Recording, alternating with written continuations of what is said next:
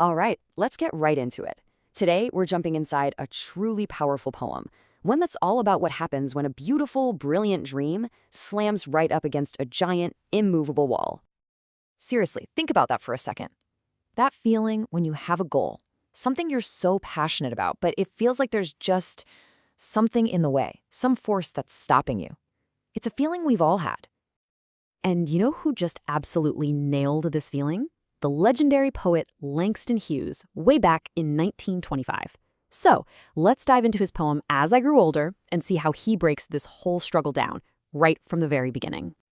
What's so interesting is how the poem starts. It's not with this big, angry declaration. No, it's quiet. It's almost a whisper, looking back at a dream that's kind of faded with time. I mean, listen to that imagery. The dream isn't just some vague idea. It was real, tangible, something right there in front of me. And it wasn't just bright. It was bright like a sun, a source of light, of life, of warmth. But you can feel it coming, right? Something begins to happen. And here we go. This is where the main problem, the central conflict of the poem, starts to take shape. Hughes doesn't have the obstacle just crash onto the scene. He makes it feel creepy, almost insidious. See, the wall doesn't just appear out of nowhere. It rises, slowed.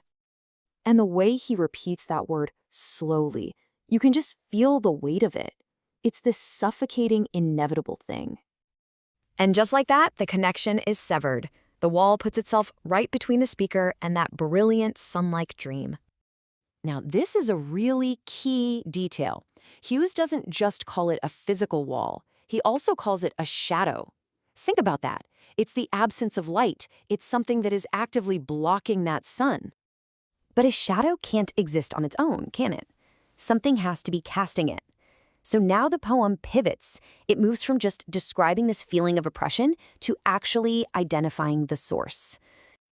This is the question we're all forced to ask. What is this wall? What is this shadow that's risen up and blotted out the sun? And there it is. 3 simple, absolutely devastating words. Hughes identifies the wall. It's not made of brick and mortar.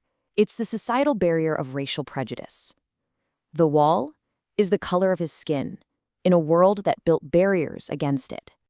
So this is the heart of the poem right here, this powerful contrast. On one side, you have the dream, all light, all sun. And on the other, you have the barrier, the wall, the shadow, the darkness. The entire poem is basically a battle between this light and this dark. So for a moment, it feels like it might be over. The speaker is just lying there in the shadow, defeated. But this poem does not end in despair. Oh no, we get this incredible dramatic shift, a turn toward defiance, a refusal to accept the darkness. This is just a brilliant turning point.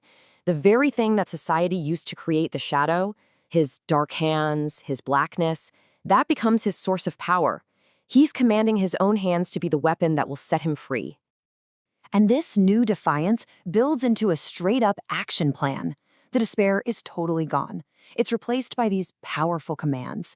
It's not a sad song anymore. It's a mission, to break, to find, and to shatter. And this mission leads us to the poem's absolutely explosive and incredibly hopeful ending. It's not just about getting his one dream back. It's about something so much bigger. Okay, so the poem uses this fantastic word in its final lines, whirling, and it just means moving round and round, rapidly.